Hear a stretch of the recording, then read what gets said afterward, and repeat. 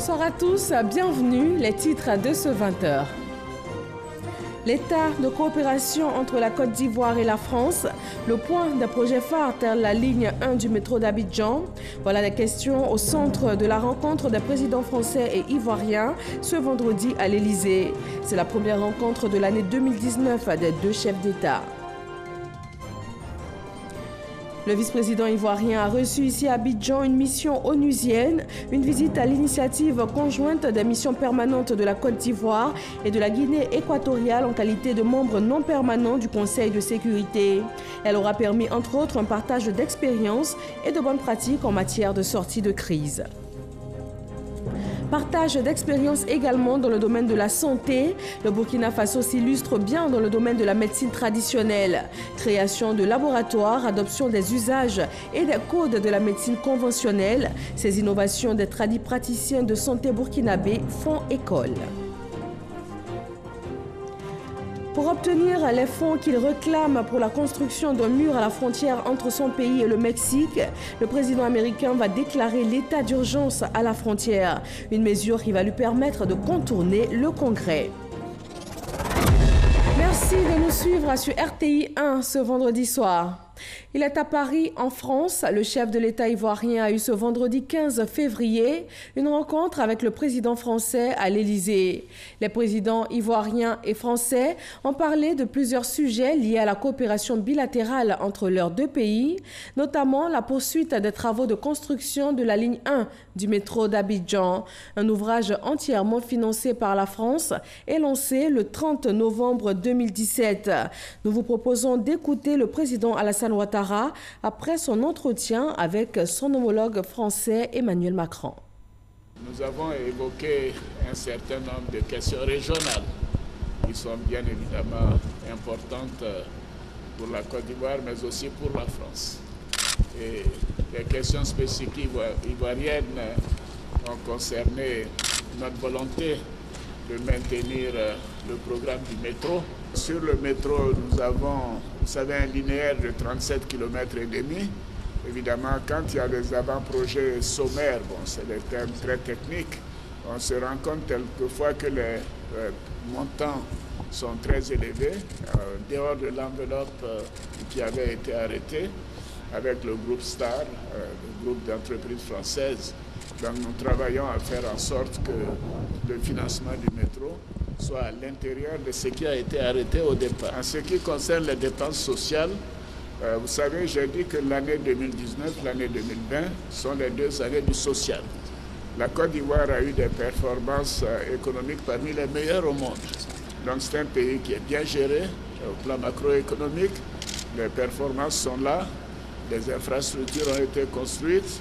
Nous avons amélioré l'accès à l'eau potable, à la santé, aux écoles, mais nous avons pensé qu'il fallait faire un effort particulier sur le social.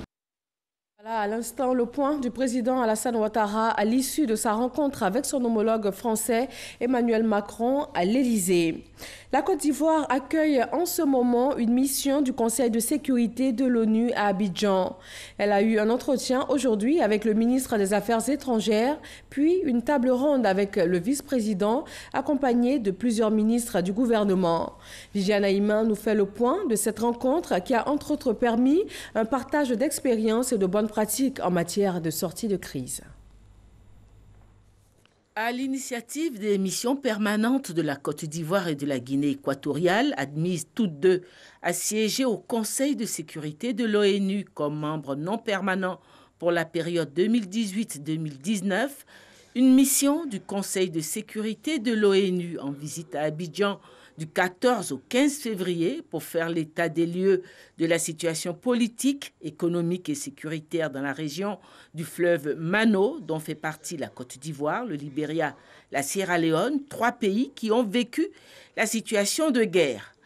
A participé ce vendredi 15 février au palais présidentiel à une table ronde avec le gouvernement ivoirien conduit par le vice-président Daniel Kablan-Duncan sur le thème des transitions du maintien à la consolidation de la paix.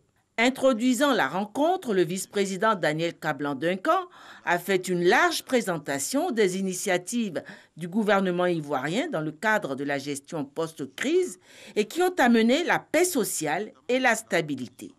Il faut se féliciter de ce que la situation politique globalement stable et les performances économiques actuelles de l'ensemble des États de l'Afrique de l'Ouest, et notamment de ceux de l'Union du fleuve Mano, soient porteuses d'espoir. Nous nous réjouissons particulièrement de la trajectoire vertueuse des transitions du maintien de la paix à la consolidation de la paix dans cette zone que les Nations Unies, nous semble-t-il, se doivent de continuer d'accompagner.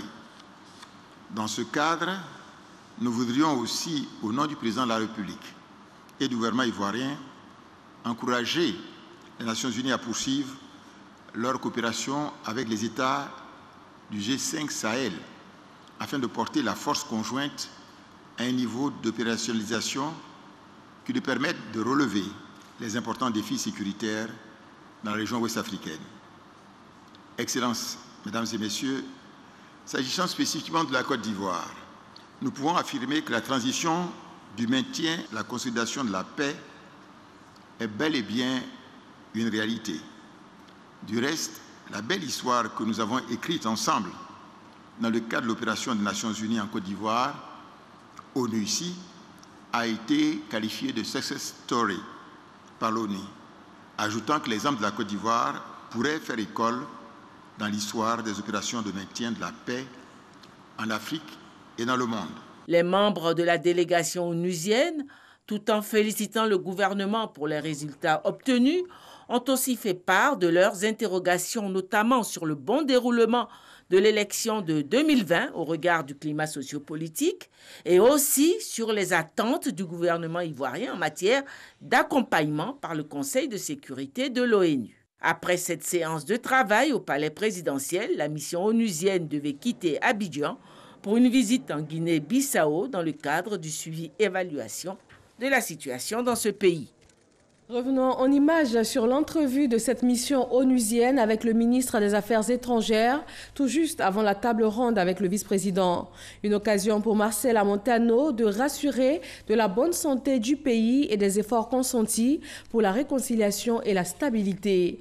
Notant que la délégation est attendue en Guinée-Bissau pour les tout prochains jours. La Côte d'Ivoire a présidé donc le Conseil de sécurité de l'ONU en décembre dernier et le ministre Marcel Amontano a fait le bilan de cette présidence.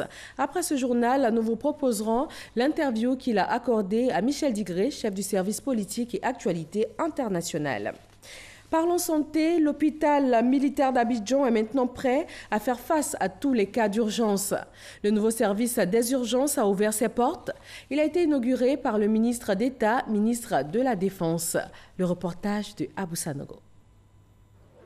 Le bâtiment flambant neuf de l'extension de l'Achma. L'hôpital militaire d'Abidjan mis en service par le ministre d'État, ministre de la Défense, Ahmed Bakayoko. Des infrastructures équipées au nombre desquelles le service des urgences qui viennent renforcer le plateau technique du dit hôpital et qui vont améliorer les conditions de travail du personnel. Ça nous permet vraiment de travailler dans des conditions très bien et honorables qui vraiment agrandissent et apportent une bonne image à l'hôpital et à la fonction militaire que nous exerçons. Je crois que les militaires et les familles peuvent venir tranquillement se soigner. Cette acquisition va donc permettre à l'hôpital militaire d'Abidjan d'améliorer l'accueil des militaires. Nous avons déplacé aussi les consultations pour offrir un meilleur plateau de consultation à nos praticiens qui sont à l'hôpital militaire d'Abidjan. Une visite guidée des installations effectuées par le ministre d'État, ministre de la Défense, Ahmed Bakayoko, qui lui a permis d'apprécier les efforts consentis par la direction de l'hôpital pour le hisser au rang d'hôpital de référence. Aujourd'hui, nous renforçons, réhabilitons les capacités de l'hôpital militaire d'Abidjan, qui va concrètement nous permettre une meilleure prise en charge sanitaire de nos hommes. Et l'année qui vient, nous allons mettre l'accent sur le grand programme de construction de 3 hôpitaux militaires et de la réhabilitation, le renforcement de l'hôpital d'Abidjan par un prêt que nous avons avec l'Inde de 42 milliards. Ce sera un hôpital à Boaké, à Korogo, à Daloa et le HMA ici à Abidjan complètement renforcé et réhabilité.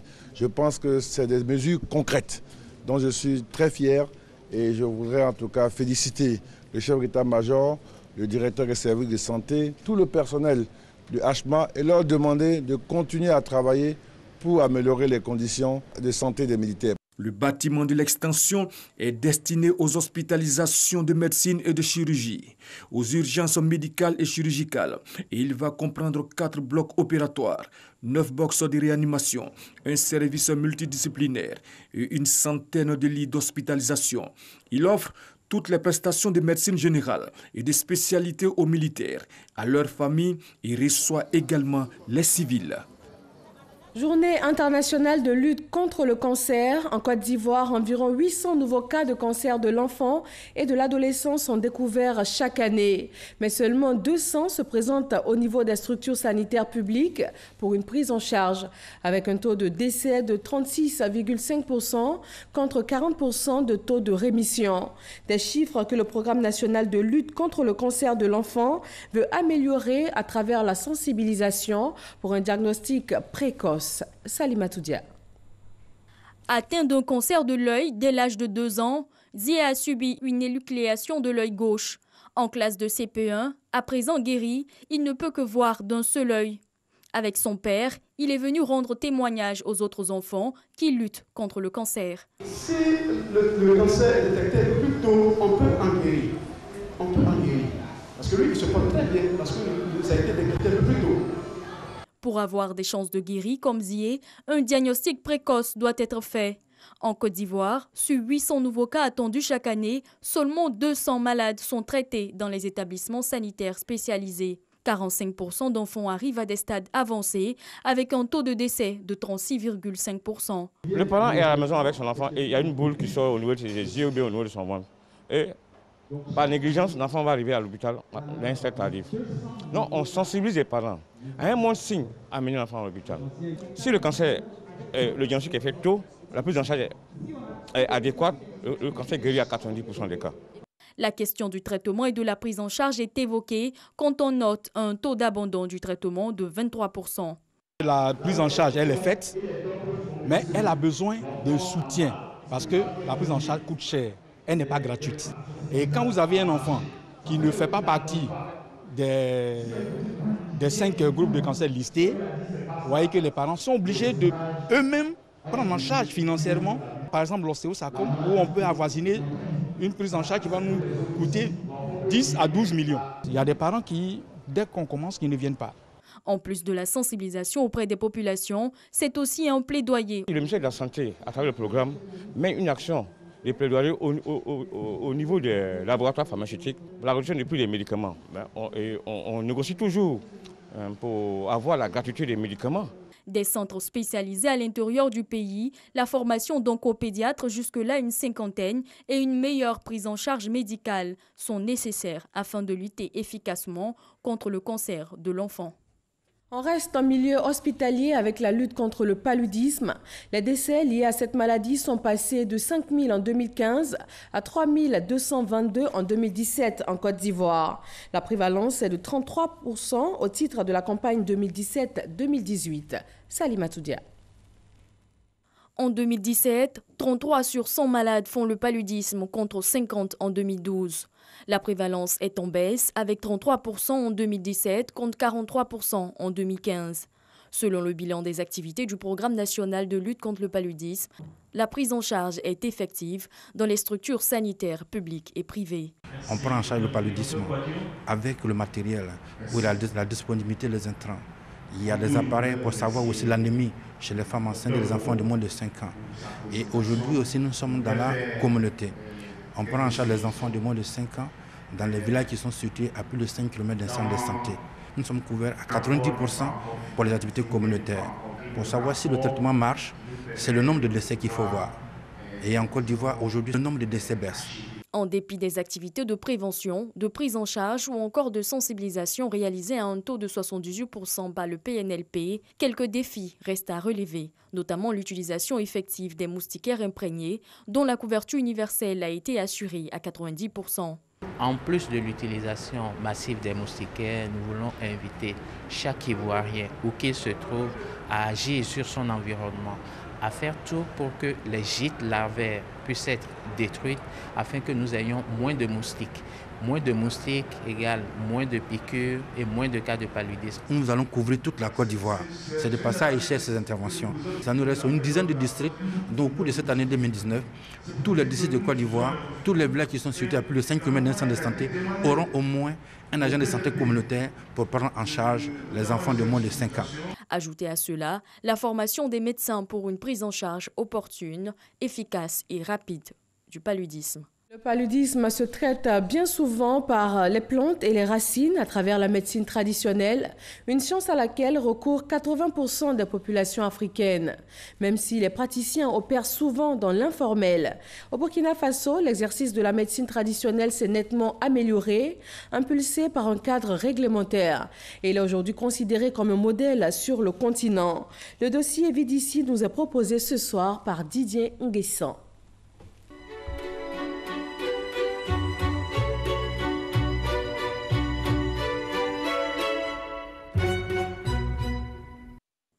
Ouagadougou, arrondissement de Kossodo. Thérèse se rend dans un centre de santé pas comme les autres. On soigne ici exclusivement à l'aide de produits médicaux traditionnels. Numéro 59. Carnet de santé en main, la patiente vient en consultation. Pascaline, la praticienne, adopte les codes et usages de la médecine conventionnelle. Équipée d'un téléphone portable et de l'objectif d'un appareil photo, la praticienne de médecine traditionnelle improvise une échographie. Sur ces images, on peut distinguer des myomes. Mais plus de peur que de mal. Le fibrome diagnostiqué il y a 3 semaines est quasiment guéri. Thérèse veut maintenant un bébé. Avant, je ne pouvais pas m'asseoir pour tricoter. Quand je m'abaissais, je sentais le mal. Mais maintenant, j'arrive à tricoter. Je suis prête pour avoir un enfant. Emprunter à la médecine moderne, c'est pratique. Une approche particulière chez Dame Pascaline, qui pratique le métier depuis une trentaine d'années. Mon travail, je ne l'ai pas appris avec quelqu'un. Dieu même me l'a révélé. Il y a de cela 34 ans maintenant. Sur ce point encore, de l'organisation, Dieu m'a encore révélé. Il m'a montré comment faire pour avoir un endroit bien stable et accueillir les malades. Il y a des médecins même qui le conduisent. Des fois même, il y a un médecin à Pau qui envoie des dames ici par rapport au fibrome et les kystes là. Comme Thérèse, 80 personnes sont reçues chaque jour dans ce centre. Certains patients n'ont pas trouvé satisfaction à l'hôpital. Ils espèrent recouvrer la santé ici. On est sorti hier soir seulement de l'hôpital. Ce matin, très tôt, je suis venue ici. Voilà, en tout cas, la dame l'a dit que ici, là, si tu viens ici, avec la grâce de Dieu, vraiment, tu auras la santé. Moi, j'avais des maux de ventre. On a regardé, on m'a dit que j'ai des ulcères. C'est pour là que je suis là pour me traiter. Kyste, ulcère, colopathie ou paludisme, ce centre soigne une dizaine de pathologies. En plus des décoctions typiques à la médecine traditionnelle, un point d'honneur est mis sur la présentation des produits médicaux avec l'utilisation de gélules. Par exemple, ça c'est pour le palu. On a pris les écorces, on a fait moudre au moulin. Voilà, on a conditionné maintenant dans les gélules. Parce qu'il y a d'autres qui n'aiment pas prendre ce qui est trop amer. Les tradis praticiens de santé au Burkina Faso bénéficient de l'encadrement de la direction de la médecine traditionnelle. Ces agents effectuent des visites inopinées comme ce matin. Au début, c'était véritablement du rudimentaire, mais elle a pris en compte les recommandations qu'on lui a faites depuis les emballages, la présentation, les étiquettes. L'organisation un peu de façon générale. Il y a des dossiers d'autorisation. Au niveau du Burkina, c'est une de nos particularités. Il y a le document, l'arrêté d'exercice de la médecine traditionnelle. Il y a une commission nationale qui statue sur l'octroi ou le refus de l'arrêté d'exercice de la médecine traditionnelle. Quand on délivre une autorisation, ça va de une pathologie à 3 pathologies. Donc le praticien ne peut exercer que sur cette gamme. S'il part au-delà de cette gamme de pathologies et a un problème, naturellement, on peut envisager en fait le retrait de son autorisation d'exercice de la médecine traditionnelle. Une précaution qui garantit la traçabilité des médicaments en cas d'erreur médicale. Une cinquantaine de produits médicaux sont homologués par le ministère de la Santé. Le Burkina Faso compte plus de 33 000 tradis praticiens de santé. Seulement 600 ont une autorisation des essais. Les centres de santé peuvent même référer un malade chez ces derniers et vice-versa. Cette collaboration se retrouve chez Savadogo. Il ne soigne que sur présentation d'un examen médical. Cette patiente devra s'y soumettre. Je préférais que vous partiez faire un examen à l'hôpital avant de revenir pour qu'on puisse savoir qu'est-ce que vous avez exactement pour vous donner les produits adéquats. Donc chez nous, on diagnostique d'abord le mal avant de donner les médicaments. Parce qu'on ne vend pas, nous on soigne. Le mix médecine conventionnelle, médecine traditionnelle est aussi une réalité en dehors de la capitale burkinabé. À Banfora, ville située au sud du Burkina Faso, à 440 km de Ouagadougou, ce laboratoire est une référence dans la transformation et la commercialisation des plantes médicinales sous forme de phytomédicaments. On vérifie que la matière première reçue est bien propre et on enlève éventuellement les petits résidus qui auraient pu échapper aux fournisseurs. Chaque matière première est étiquetée. Nous avons la date de braillage, nous avons le nom du fournisseur, nous avons le nom de la matière première, le code, le lot et également l'origine de la matière première. Sirop, tisane, gélules ou savon, près de 15 000 produits médicaux sortent chaque jour de cette usine. Dr Dakuyo, pharmacien, en est le fondateur. Avec sa fille, il a réussi à intégrer la pharmacopée traditionnelle dans la médecine conventionnelle. J'ai essayé de mettre à la disposition des populations ce que j'ai appelé en son temps des médicaments traditionnels améliorés. Notre action sur le terrain, c'est toujours dit à dédouaner notre médecine traditionnelle. C'est un travail de fond que nous avons fait vis-à-vis d'abord des tradithérapeutes et vis-à-vis aussi du personnel de la médecine moderne. Et Dieu merci, au niveau des populations, la majorité a vraiment adhéré. Pour s'approvisionner en matières premières, le pharmacien travaille avec 32 paysans fournisseurs qui possèdent chacun un hectare de forêt dédié à la production des plantes médicinales. Le contrat de production qui lie les deux parties permet aux paysans de gagner entre 800 000 et 1 million de francs CFA par an. Selon l'Organisation mondiale de la santé, OMS, 8 Africains sur 10 ont recours à la médecine traditionnelle pour se soigner. L'institution désigne le Burkina Faso comme l'un des pays africains ayant réalisé de nombreux progrès sur le plan réglementaire.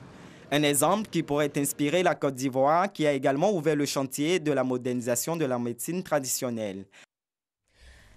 Et voilà, le Burkina Faso a donc trouvé la solution pour un exercice bien réglementé de la médecine traditionnelle. Dans le domaine de la lutte contre l'incivisme, par contre, la Côte d'Ivoire est toujours à la recherche de stratégies efficaces et adaptées au pays. Le gouvernement ivoirien, à travers le Conseil national de sécurité, a initié une étude, l'objectif étant de réorienter la politique sur le changement de comportement. Michel Digré.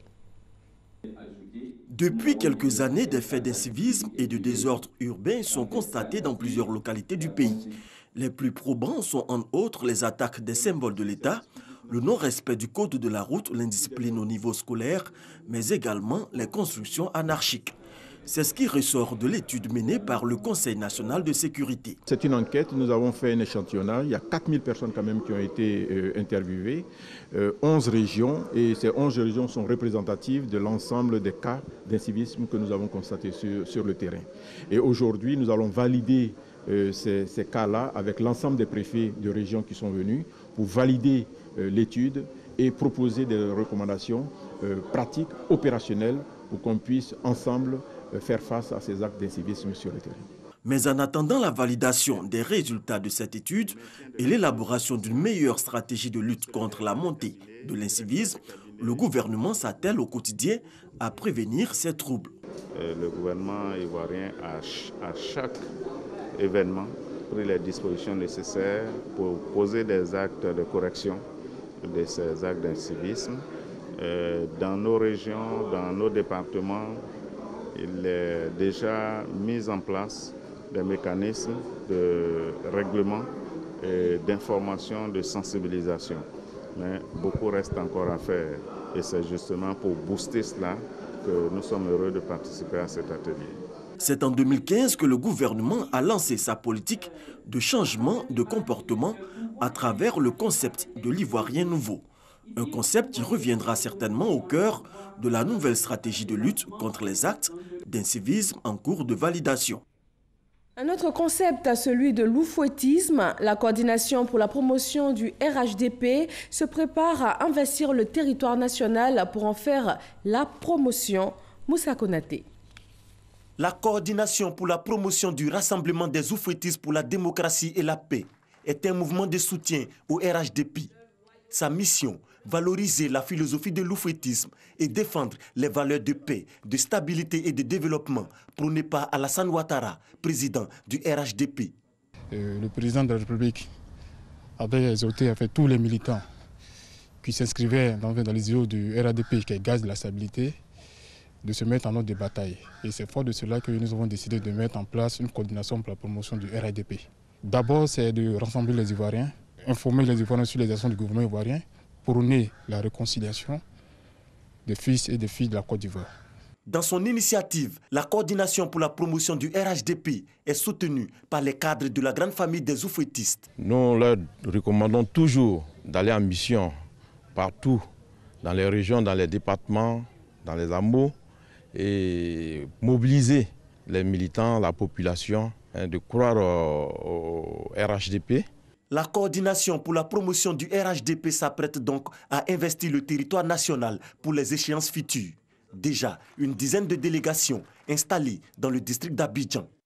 L'ex-président de l'Assemblée nationale de Côte d'Ivoire, Guillaume Soro, annonce ce vendredi la création d'un comité politique dont il assure la direction.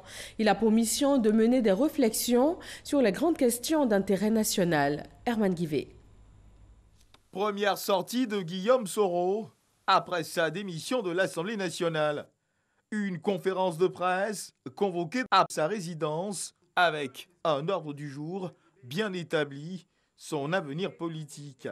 Face à une centaine de journalistes de la presse nationale et internationale, Guillaume Soro annonce la mise sur pied d'un organe, un comité politique. Le comité politique est créé. Il me semble que c'est un droit constitutionnel. En ce qui concerne le comité politique qui vient de naître, c'est un outil qui existe. Et j'invite les journalistes plutôt à observer, à regarder les premiers pas du comité politique. Pour ce qui concerne son avenir politique au sein de l'hémicycle, le député de Ferkessé-Dougou déclare avoir signé pour son adhésion au sein d'un groupe parlementaire dénommé le Rassemblement. Les dirigeants de la Chambre de commerce européenne en Côte d'Ivoire prennent connaissance du Code des investissements en vigueur depuis 2018. Ils se sont engagés à s'approprier ce dispositif en apportant des capitaux nécessaires au développement économique de la Côte d'Ivoire. Lansine Bakayeko. Le nouveau Code des investissements garantit un cadre fiscal plus attractif et propose un mix de deux régimes d'incitation, à savoir l'exonération et les crédits d'impôt.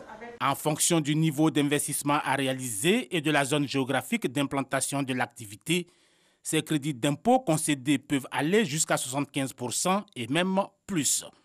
On se retrouve en prise totale avec ce qui se fait au niveau Europe. L'Union européenne considère que le secteur privé est le pivot du développement de l'Afrique. Avec un outil tel que le CEPICI et le Code des investissements qui existe en Côte d'Ivoire, la Côte d'Ivoire pourra bénéficier à plein de ces financements orientés vers le secteur privé. Des investissements orientés vers le secteur privé avec une place prépondérante pour les petites et moyennes entreprises. En Côte d'Ivoire, une PME, c'est un établissement qui emploie moins de 200 personnes permanentes et qui réalise un chiffre d'affaires inférieur à 1 milliard de francs CFA. Ce nouveau dispositif, une vraie niche d'emploi que les entrepreneurs locaux doivent exploiter.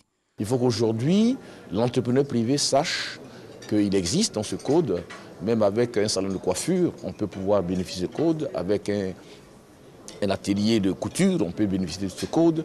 C'est vraiment fait pour les petits métiers aussi, ce n'est pas fait que pour les grosses entreprises. Et je lance un appel donc à mes compatriotes pour venir au CEPICI prendre ces informations et pouvoir déposer le dossier de sorte à pouvoir bénéficier de ces avantages mis à disposition par la Côte d'Ivoire pour permettre justement à l'Ivoirien de pouvoir participer de manière pleine et inclusive à ce développement de la Côte d'Ivoire. Le Code des investissements met en avant les secteurs prioritaires comme l'agro-industrie, la santé et l'hôtellerie. Il comporte également des lignes qui traduisent un fort encouragement à la valorisation des produits issus de l'agriculture. La Chambre de commerce européenne compte plus de 1000 entreprises en Côte d'Ivoire. Les plateformes syndicales et les syndicats d'enseignants ont échangé ce vendredi avec la ministre de l'Éducation nationale sur la crise qui secoue actuellement l'école ivoirienne. Au terme de la rencontre, un chronogramme de discussion a été mis en place. Il démarre le lundi 18 février sur les différents points de revendication. Un extrait de la déclaration produite à la fin de la réunion au micro de Grace Kando. Madame le ministre a, d'entrée de jeu, montré sa disponibilité à analyser et à trouver des solutions dans la mesure du possible aux préoccupations des syndicats pour ramener la sérénité à l'école. Les porte-paroles des syndicats ont relevé la nécessité de l'ouverture des négociations afin de trouver des solutions durables à leurs préoccupations. Au terme d'échanges fructueux, il a été convenu de la mise en œuvre d'un chronogramme de discussion à partir du lundi 18 février 2019 à 9 h au Centre national du matériel scientifique CMNS à Cocody. Ce processus de rencontre au CMNS permettra de discuter des différents points de revendication des syndicats. Dans l'actualité internationale, le président américain veut obtenir les fonds qu'il réclame pour la construction d'un mur à la frontière entre son pays et le Mexique. Donald Trump va donc déclarer l'état d'urgence à la frontière, une mesure qui pourra lui permettre de contourner le Congrès. Rappelons que le chef de l'État ivoirien est en France. Il a eu une rencontre ce vendredi avec son homologue français, Emmanuel Macron, à l'Élysée. Les présidents ivoiriens et français ont parlé de plusieurs sujets liés à la coopération bilatérale entre leurs deux pays, notamment la poursuite des travaux de construction de la ligne 1 du métro d'Abidjan. Nous y reviendrons dans nos prochains journaux. La Côte d'Ivoire a présidé le Conseil de sécurité de l'ONU en décembre dernier. Le ministre Marcel Amontano a fait le bilan de cette présidence. Après ce journal, nous vous proposerons l'interview qu'il a accordée à Michel Digré, chef du service politique et actualité internationale, pour parler donc de ce bilan de la présidence de la Côte d'Ivoire au Conseil de sécurité de l'ONU. Et voilà qui met fin à ce 20 h. Merci à tous de l'avoir suivi. Très bonne fin de soirée.